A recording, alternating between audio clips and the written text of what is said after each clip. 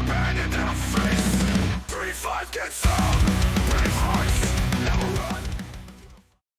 A cup of chai.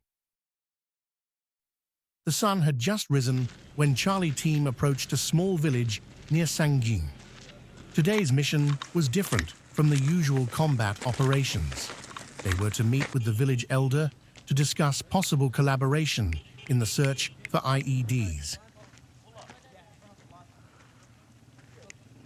It was a mission of hearts and minds, crucial to gaining the trust of the local population. When the Marines arrived in the central square, they were greeted by suspicious looks.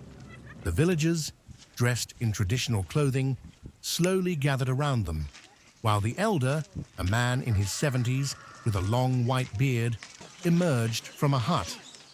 The translator, a young Afghan who had been working with the Marines for months, began to talk to him.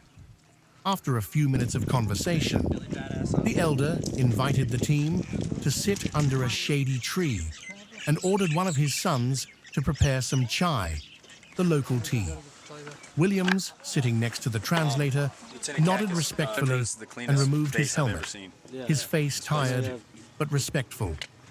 As the tea was served, the atmosphere relaxed slightly.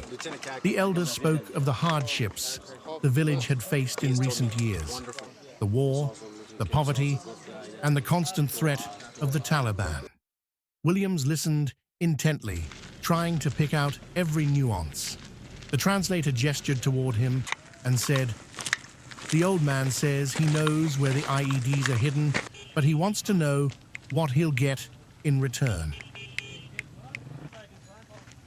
Williams smiled slightly, knowing the importance of the moment.